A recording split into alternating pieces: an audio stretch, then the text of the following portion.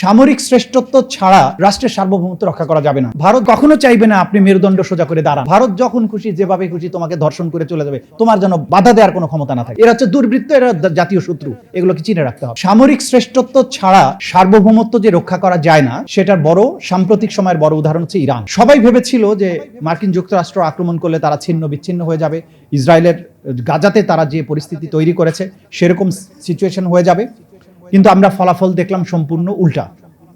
তারা দীর্ঘদিন অবরোধ এবং বঞ্চনার মধ্যে থেকে তাদের বিজ্ঞান এবং প্রযুক্তির উৎকর্ষ এতটা দূরে নিয়ে গিয়েছে, সামরিক সক্ষমতা এত দূর নিয়ে গিয়েছে যে যুক্তরাষ্ট্রকে তারা সারপ্রাইজ করেছে, এবং তাদের এই ক্ষেপণাস্ত্রের সক্ষমতার কারণে গোটা ভূমধ্য সাগর এলাকা জুড়ে, মধ্যপ্রাচ্য জুড়ে মার্কিন ঘাঁটিগুলোকে তছনছ করে দিয়েছে। এখন যুক্তরাষ্ট্র ভিন্ন পথে চিন্তা করতে হচ্ছে। ব্যাটলগুলোর ইন্ডিভিজুয়াল রেজাল্ট কি হবে সেটা ভিন্ন কথা। Iran already won the war. এইটা কেন হয়েছে? ইরান যুদ্ধে জিতে গেছে, এখন ছোটখাটো ব্যাটলে তারা কোনো জায়গায় হারতে পারে, জিততে পারে, সেটা কোনো বড় ডিফারেন্স মেক করবে না। রাষ্ট্রের এই যে সক্ষমতা অর্জন, আমরা বাংলাদেশ নামক রাষ্ট্রের আমাদের সামরিক শ্রেষ্ঠত্বের ব্যাপারে বাংলাদেশে একটা বিরাট শ্রেণী আছে যারা দেখবেন সব সময় আপনাকে বলবে আমাদের এই গরিব রাষ্ট্র, ছোট রাষ্ট্রের সেনাবাহিনী রাখা দরকার নাই, এত হাতি পোষার দরকার নাই, অস্ত্র দরকার নাই। আমার রাষ্ট্রীয় সার্বভৌমত্ব, আমার 56,000 বর্গমাইল, এটা অনেক বড় দেশ, ছোট দেশ বিশ্বের প্রেক্ষাপটে, কিন্তু দেশ হিসাবে এটা অনেক বড়। ইসরায়েল আমাদের চেয়ে অনেক ছোট, কিন্তু গোটা দুনিয়াকে নাকে দড়ি দিয়ে ঘুরানোর সক্ষমতা অর্জন করেছে। কেন? তাদের কয়েকটা শক্তি আছে, তাদের সামরিক শ্রেষ্ঠত্ব আছে, তাদের ইন্টেলেকচুয়াল সুপিরিয়রিটি আছে, বিজ্ঞান এবং প্রযুক্তির সুপিরিয়রিটি আছে, তারপরে তাদের বৈশ্বিক বন্ধু আছে, সেটা ভিন্ন কথা। সুতরাং রাষ্ট্রের সামরিক শ্রেষ্ঠত্ব এবং সামরিক শ্রেষ্ঠত্ব ইন্ডিজিনিয়াস হতে হবে, একদম দেশের থেকে ইনবিল্ট আমাদের প্রযুক্তি থাকতে হবে। আমাদের সমস্ত যুদ্ধ বিমান সৌদি আরবের মতো আছে, সব F-16 কিনে আনছে আমেরিকার থেকে, নিজের কোনো প্রোডাকশন নাই। বিপদের সময় যদি আমেরিকা বলে আমার যুদ্ধ বিমান তুমি উড়াতে পারবে না, তাহলে সে অকেজো। আমাদেরকে হোমমেড সামরিক প্রযুক্তি, বাংলাদেশকে যখন এখন সরকার যে সিদ্ধান্ত নিয়েছে ওটা অবশ্যই বিরাট একটা সমর্থন যোগাতে হবে আমাদেরকে, যে বাংলাদেশ টার্কির সহযোগিতায় বাংলাদেশের ড্রোন প্রযুক্তির কারখানা করছে, মিসাইল প্রযুক্তি শেয়ারে টার্কির সাথে মিলে উৎপাদন করছে। এটা হচ্ছে সক্ষমতা বিল্ডিং। আপনার বিদেশ থেকে কিনে আনা জিনিস দিয়ে আপনি কখনো যুদ্ধ করতে পারবেন না। বিপদের সময় সে আপনাকে স্পেয়ার পার্টস দিবে না, বিমানের প্রযুক্তি দিবে না, স্পেয়ার পার্টস না দিলে আপনার F-16 মাটিতে গ্রাউন্ডেড হয়ে থাকবে। সুতরাং এই সামরিক সক্ষমতা আমাদের অর্জন করতে হবে।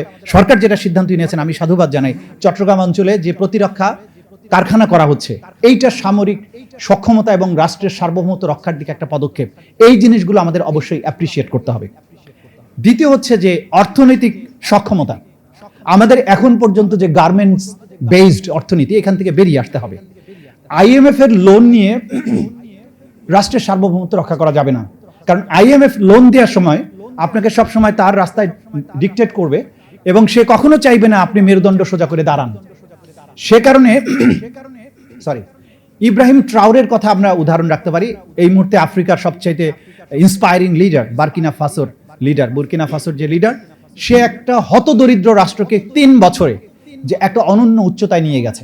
তার দেশে হীরার খনি, স্বর্ণের খনি ছিল, ফ্রান্স এবং ইংল্যান্ডের, ইউরোপের কোম্পানিগুলো সব উঠিয়ে নিয়ে যেত, তার দেশে সমস্ত পরিবেশ দূষণ করতো, অর্থনীতির কিছুই পেত না। সে প্রথমে এসে এই কোম্পানিগুলোকে বিতাড়িত করেছে, সামরিক সক্ষমতা বৃদ্ধি করেছে, মরু অঞ্চলে অর্থনৈতিক বিপ্লব ঘটিয়েছে, কৃষি বিপ্লব ঘটিয়েছে। এই যে সক্ষমতা বিল্ডিং এর জন্য একটা ভিশনারি লিডারশিপ দরকার, এইটা আমাদের রাষ্ট্রের জন্য অসম্ভব প্রয়োজনীয়। আমাদের লিডারশিপ, আমাদের প্রাইম মিনিস্টার, আমাদের মন্ত্রী পরিষদ, তাদের এই রাষ্ট্রের সার্বভৌমত্ব ধারণাটা তাদের মধ্যে পরিষ্কার থাকতে হবে, তাদের মেরুদণ্ড শক্ত করে থাকতে হবে, এবং তার সাথে জাতিটাকে ইউনাইটেড রাখতে হবে। কোনো পন্থাই জাতির মধ্যে যে কোনো কারণে ডিভাইডিং পলিসি রাখা চলবে না, তাহলে এটা বাংলাদেশ একদিন তাহলে পরাধীন হয়ে যাবে।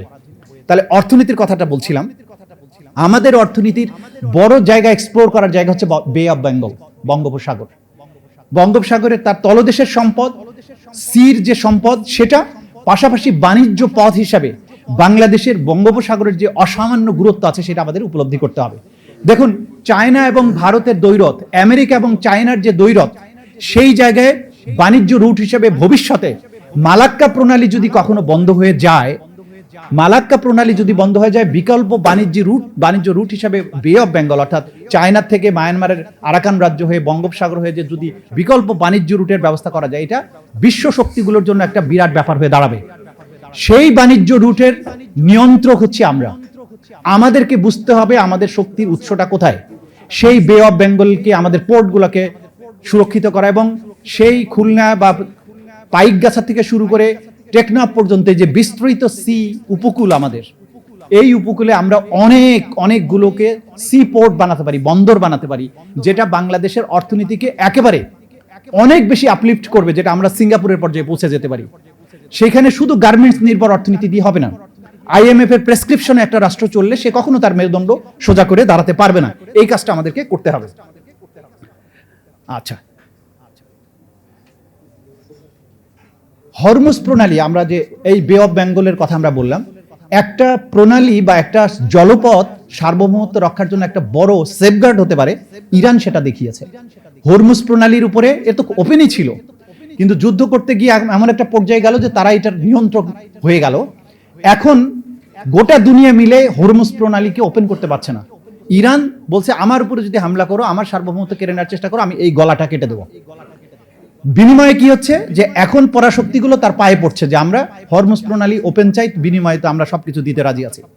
এই যে আপনার সুবিধা, ভৌগোলিক একটা সুবিধা, বাংলাদেশের এই দুটো ভৌগোলিক সুবিধা আছে অন্তত। একটা হচ্ছে আমাদের বঙ্গোপসাগর, আরেকটা হচ্ছে আমাদের চিকেন স্ন্যাক উত্তরবঙ্গের সাথে। এই দুটো জিনিসকে প্রপারলি ইউটিলাইজ করতে পারলে বৃহৎ যে শক্তির ব্যাপারে আমাদেরকে যারা ভারতীয় জুজুর ভয় দেখায়, বৃহৎ রাষ্ট্র যখন তখন দখল করে নিবে, আমরা তো ওপেন বলি যে সাহস থাকলে আসো না, আসো, বাংলাদেশকে দখল করা কত সহজ আমরা বুঝিয়ে দেব। আমাদের চিকেন স্নেকে আমাদের সামরিক সক্ষমতা বৃদ্ধি করতে হবে। এটা অন্য রাষ্ট্রকে আক্রমণ করার জন্য নয়, আমার নিরাপত্তা নিশ্চিত করার জন্য। আমাদের কখনোই আক্রমণ করার প্রয়োজন নেই, কিন্তু এটা মাথায় রাখতে হবে, আমাকে আক্রমণ করলে আমি তোমাকে দুই টুকরা করে ফেলবো। এই যে নেগোশিয়েট করার বা আপনার দরদাম করার মতো ক্যাপাসিটি অর্জন করা, এইটা আপনার সার্বভৌমত্বকে রক্ষা করবে। সুতরাং আমাদের চিকেন স্ন্যাক, আমাদের পদ্মা ব্যারেজ, আমাদের বঙ্গোপসাগর, আমাদের বন্দর, এগুলোর উপরে আমার সক্ষমতা, আমাদের দখল, আমাদের ইন্ডাস্ট্রিগুলো বিল্ড আপ করতে হবে। এবং সেজন্য এমন একজন জাতীয় নেতা লাগবে যিনি ছোটখাটো রাজনৈতিক বিরোধের কারণে রাজনৈতিক দলগুলোর মধ্যে বিভাজন করবেন না। দেখুন, ইরানকে তারা ডিভাইড করতে চেয়েছে জাতিগতভাবে। ইরানের মধ্যে রেজা শাহ পাহলভির অনুসারীদের দিয়ে বিক্ষোভ করানোর চেষ্টা করেছে, কিন্তু যত বেশি বম্বিং হয়েছে তেহরানে, যত বেশি বম্বিং হয়েছে ইরান জুড়ে, ইরান তার লিডারশিপের আন্ডারে তত বেশি ইউনাইটেড হয়েছে। আজকে ইরানের প্রত্যেকটা মানুষ যুদ্ধ করার জন্য, জীবন দেওয়ার জন্য প্রস্তুত। এমন একটা জাতি লাগবে আমাদের, যে আমাদের দেখুন, যখনই ইন্টারিম গভর্নমেন্ট আসলো, আমাদের বিজিবির আচরণ পাল্টে গেল।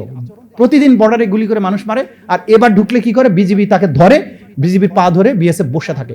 That is the difference we made.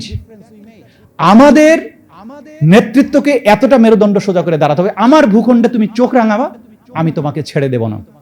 সুতরাং বর্তমান সরকার এই পলিসি অব্যাহত রাখছেন, এটা আমরা সমর্থন করি। আপনি শীত দ্বারা উঁচু করে থাকেন এভাবে, আমরা আপনার পেছনে আছি, সেটা নিয়ে আপনার ভাবার কিছু নেই। কিন্তু একই সাথে আমাদের দুঃখের সাথে বলতে হচ্ছে যে জুলাই জাদুঘরে কি জন্য ইন্ডিয়ান আধিপত্যবাদ বিরোধী যে সমস্ত সেকশনগুলো ছিল কেন তুলে দিলেন? ফেলানির প্রদর্শনী যেখানে ছিল কেন সরিয়ে ফেললেন? কেন কাঁটাতারের বেড়া সংক্রান্ত যে একটা সেকশন ছিল সেটাকে কেন সরিয়ে ফেললেন? কেন মোদী বিরোধী আন্দোলনের ব্যাপারে যে সেকশনটা ছিল সেটা সরিয়ে ফেললেন? এটা কিন্তু আমাদের আবেগের সাথে জড়িত। আমাদের মুক্তি সংগ্রাম, সার্বভৌমত্ব রক্ষার ব্যাপারে আমাদের জনগণের যে সংগ্রামের ইতিহাস, আমার জাদুঘরে সেটা থাকতে হবে। কোনো কারণে, কোনো বিবেচনায়, কোনো নেগোসিয়েশনে এই জিনিস জাদুঘর থেকে অমিট হতে পারবে না। এটা আমরা সরকারের প্রতি অনুরোধ জানাই, আপনারা এগুলোকে আবার পুনঃস্থাপিত করেন। আপনারা যদি এই সার্বভৌমত্ব রক্ষার জন্য রাষ্ট্রকে অনন্য উচ্চতায় নিয়ে যেতে চান, যতই রাজনৈতিক বিভাজন থাকুক, আমরা প্রত্যেকেই আপনার পেছনে আছি, আপনার পেছনে থাকবো। কিন্তু আপনি যদি ডিভাইড করেন, আপনি যদি নতজানু হওয়ার চেষ্টা করেন, মনে রাখবেন এটা বদলে যাওয়া বাংলাদেশ, মানুষ কিন্তু আপনাকে এইটা দেখতে চাইবে না, এবং মানুষ কিন্তু তখন আপনার সাথে থাকবে না। আজকে এই যে সার্বভৌমত্ব নিয়ে আমরা কথা বলছি, সার্বভৌমত্বের ব্যাপারে আমাদের অনেক বেশি বেশি আলোচনা হওয়া প্রয়োজন। কারণ এই রাষ্ট্র, ক্ষুদ্র রাষ্ট্র, যে সার্বভৌমত্ব কিভাবে রক্ষা করতে পারে, তার যে গোপন কৌশলগুলো আছে সেগুলো নিয়ে আমাদের আলোচনা হওয়া উচিত। বেশি বেশি আমাদের জনগণের মধ্যে সেই অ্যাওয়ারনেস ডেভেলপ করা উচিত যে আমরাও পারি। আমাদেরকে তুমি তুচ্ছ করবে, আমাদেরকে তুমি যখন তখন উড়িয়ে দেবার ভয় দেখাবে, এইরকম রাষ্ট্র এবং জাতি যে আমরা না, এই আত্মবিশ্বাস আমার জাতির জনগণের প্রত্যেকটি যুবক, তরুণ, শিশু, কিশোরের মধ্যে এই আবেগ এবং এই উপলব্ধি সৃষ্টি করতে পারাটা সার্বভৌমত্ব রক্ষার জন্য অসম্ভব প্রয়োজনীয়। জুলাই বিপ্লব সেই অসামান্য সুযোগ আমাদেরকে তৈরি করে দিয়েছে। আমরা যে পারি, ইন্ডিয়ান আর্মির ভয় দেখানো হয়েছে, এই ভয় সেই ভয়, এইভাবে গুলি করবে, ওইভাবে আক্রমণ করবে, কিচ্ছু তো লাভ হয়নি। আবু সাইদ এইভাবে দুহাত বাড়িয়ে বুলেটটাকে বুকে নিয়েছে, বিজয় অর্জন আমরা করেছি। জুজুর ভয় দেখিয়ে এই জাতিসত্তা, এই যে অসম্ভব স্পিরিটেড একটা জেনারেশন, তাদেরকে কখনো দমন করে রাখা যায় না।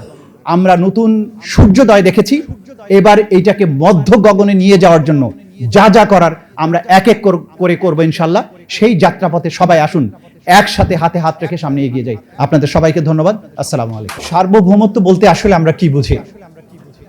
সার্বভৌমত্ব হচ্ছে সেটা যে আপনি আপনার সিদ্ধান্তটা নিজে নিতে পারেন।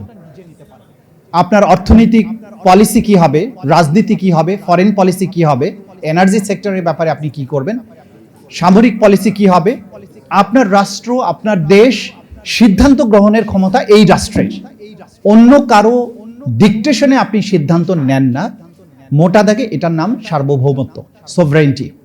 এটা আরো যদি আপনি গ্রামাটিক্যালি অত ডিকশনারি মিনিং করেন, আরো ডিটেইলে অনেক কিছু সমাজতাত্ত্বিক বিশ্লেষণ করেন, অনেক এক্সপ্যান্ড করা যাবে। কিন্তু মোটা দাগে হচ্ছে একটা রাষ্ট্র যখন নিজে তার সিদ্ধান্ত গ্রহণ করতে পারে, মোটা দাগে সেটা সার্বভৌমত্ব। সেই সার্বভৌমত্ব কয়েকটি কি পয়েন্টস আছে যেগুলোর উপরে ভিত্তি করে টিকে থাকে। কি কি সেই জিনিসটা? একটা হচ্ছে সামরিক শ্রেষ্ঠত্ব, সামরিক সুপ্রিম্যাসি, মিলিটারি সুপ্রিম্যাসি। আমি পরে গিয়ে একটুখানি বিশ্লেষণ করব, পয়েন্টটা বলে নেই। দ্বিতীয়ত হচ্ছে অর্থনৈতিক শক্তি। আপনার অর্থনৈতিক শক্তি কতটা আছে, আপনার অর্থনীতি আপনি নিয়ন্ত্রণ করতে পারেন কিনা, বা আপনি নিজের পায়ে দাঁড়াতে পারেন কিনা, সেটা সার্বভৌমত্ব রক্ষার একটা ইন্ডিকেটর। আরেকটা জিনিস গুরুত্বপূর্ণ, সেটা হচ্ছে ভৌগোলিক অবস্থান বা সুবিধাজনক একটা পজিশন থাকা, জিও পলিটিক্যালি বা রাষ্ট্রের একটা অবস্থান। তারপরেরটা হচ্ছে যে একটা ঐক্যবদ্ধ জাতিসত্তা, যে জাতি ইউনাইটেড, যে সমস্ত প্রশ্নে জাতি যতটা বেশি ইউনাইটেড থাকে সেই জাতি সার্বভৌমত্ব রক্ষা ততটা সহজ। তারপরে স্ট্রং লিডারশিপ, মেরুদণ্ড সোজা করে রাখার কথা যেটা বলা হয়েছে, ইত্যাদি ইত্যাদি। এখন মোটা দাগে এই পয়েন্টের আলোকে আমি একটু এক্সপান্ড করার চেষ্টা করব।